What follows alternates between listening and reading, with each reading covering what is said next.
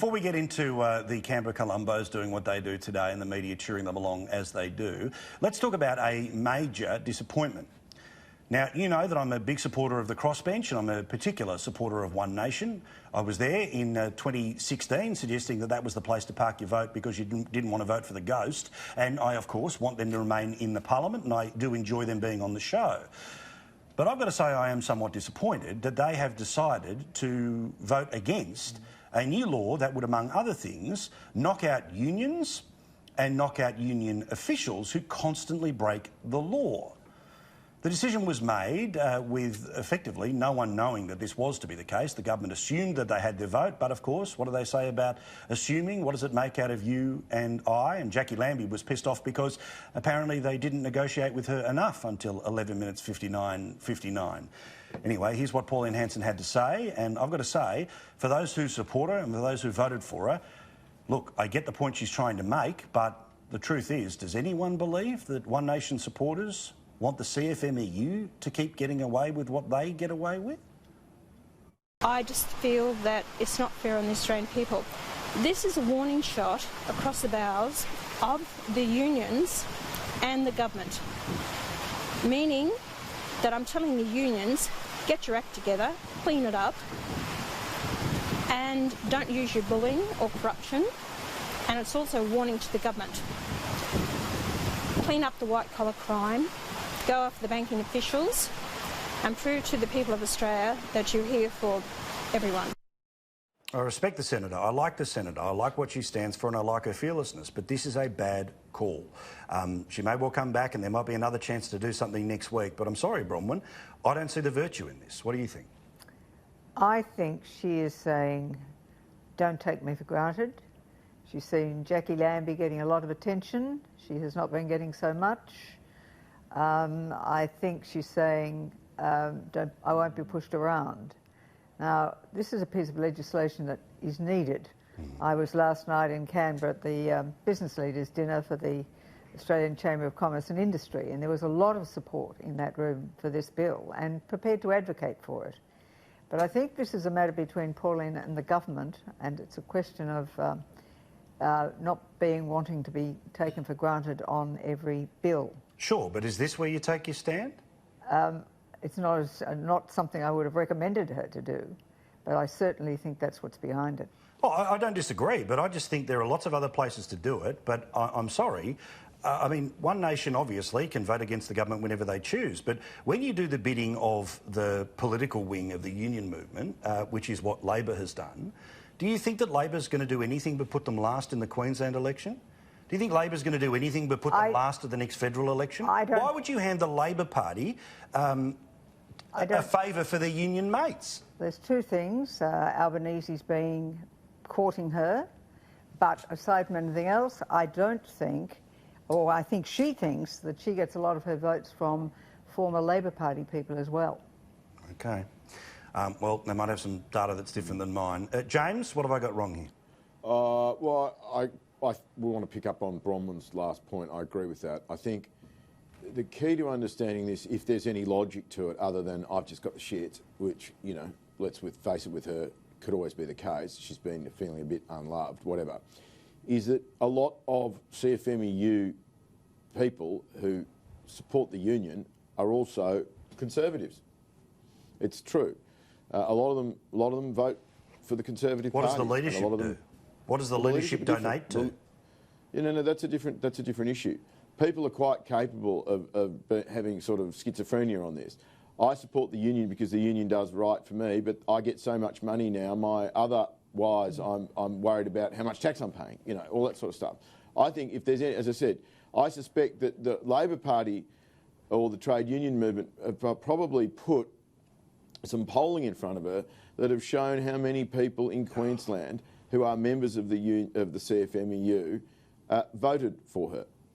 Well, I would think that I'd send that off to the same department as the Angus Taylor document about how fair income that would be.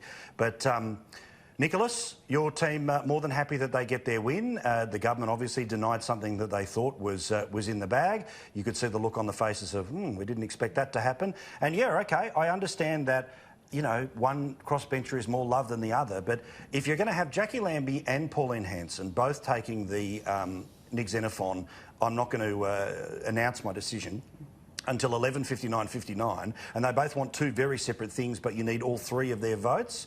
How does that work? Well, look, it probably won't surprise you to know that I've got a slightly different take on all of this. I mean, we're hearing all this analysis about Pauline Hanson not getting enough love and political strategy and this and that. Here's a simple explanation. It was a really crappy bit of legislation which was going to hurt workers and the people who represent them. It was looking to try and deregister unions, deregister union officials for inappropriate behaviour. Yes. It was way over the top in terms of what it was trying to do to limit the ability of unions to represent working people. Now, Pauline Hanson, when it's all said and done, does consider herself as a champion of the battler. And I suspect that when she spoke to a lot of the people who she represents, she worked out that plenty of them feared that they'd be hurt by this legislation. So she did the right thing and she voted against it. So on this one, I say good on her. So absolutely good on her. So do you think that because of her stance on this bill at the Queensland election, the Labor Party should consider her not being put last? Well, I mean, the interesting thing is that yes or no? One Nation has split its preferences in the past, as you know. I mean, remember there was that string of 6 by-elections, which Labor won, I should say, Nicholas, during the last parties. term, and One Nation preferences were an important part of that. Yeah, but what about the Labor Party's preferences? Well, we're not going to have another election for 2.5 years. Well, so there's one in Queensland next year. Speculating on that. I mean, we will see what the policies are that are being put forward by the parties, and as you expect, the decision will be made closer to the election. Hoist on your own petard. James, that's my issue here, which is, you know, I understand all of the things that go into this decision, right? But when at the end of the day, the Labor Party did the bidding of its union, the Labor Party will then go to seek to, most overtly in the Parliament, second only to the Greens, they will go into every single opportunity to kick One Nation out of the Parliament. Now, I know that Pauline Hanson had the shits because things were being said during the federal election, but the elegant solution was that the LNP could make whatever decision they wanted when it came to preferences, and among other things, that produced Malcolm Roberts as a senator. True, but I think you've got to distinguish here between the trade union movement and the Labor Party. I know that that's... Can you? Well... Yeah, but every member of the Labor Party is a member of the trade union movement. Yeah, but as I said before, the thing is that the blokes in the CFMEU often have a different view to the leadership. They don't. They know that the party's tied. They know the union's tied to the ALP, but they don't. They themselves don't necessarily vote for it. And I suspect that this is what is, if there is, I mean, let's be honest, we don't know whether or not there's any logic to this other than just her desire to be relevant, because she has in the past shown that she can be pretty capricious on stuff that you would otherwise think that she was 110% in favour of. Well, it's this thing. Never I like forget, her, she I started respect life her. as a Liberal candidate. I have advocated for their place in the Parliament. I just think this is a really bad call. I think this is an unnecessarily bad call. I think there's another point in there. The timing, bringing the bill in the middle of what's happened with Westpac, gave the opportunity to use this as the reason you're treating unions this way and you're not going after the people who've made these decisions in the white-collar area. But how is Westpac getting away with anything? I mean, the system has worked that Westpac has been exposed. Westpac is going to be fined $1 billion. But the board's still there. Oh, I agree. I'm not a fan of that. But I tell you what, you're going to let the CFMEU off the hook. No, I'm not. So I'm not. So one day maybe someone goes after the board of Westpac. Be under no illusions. I'm in favour of the legislation. I think I'm a fan of Pauline, but I just don't get this. I'm saying I think these are the reasons for why she voted as she did. Do you think they bring it back next week, or can they? I think they can, yes. Right. Nicholas, what do you think? It comes back next week? Well, I think it'll be challenging. I mean, I believe Pauline Hanson put up about 11 amendments and she wasn't getting proper responses around those. So, look, there may still be a pathway there. But, yes, as Bronwyn says, 11 is a lot to get through. I mean, I think now they've lost complete momentum on this. And I mean, look, you keep citing the CFMEU, and you sort of create the CFMEU as this sort of boogeyman as the excuse for these laws. Well, it is. But it you've got breaks to the law understand, consistently.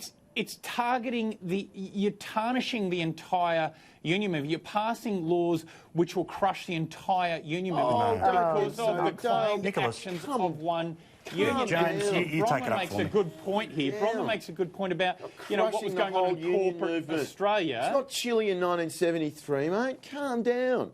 Yeah. All we're talking about here is putting a mechanism in place where it's not. You can't deregister a union in this country at the moment without all of the people in it bobbing up somewhere else. The Labor Party found that out when they deregistered the BLF. They all popped up in the BWIU, then they moved on to the CFMEU. There's no point in deregistering the CFMEU at the moment because even though every couple of days there seems to be a fine of 80k from the federal court, they got so much money, it's not making a difference. Oh, so your point is these laws wouldn't make any difference anyway? No. The only way you can actually really do something here is if you can ping the individuals. That's the important part of this bill. That's why we need it. Yep, agree completely. All right, now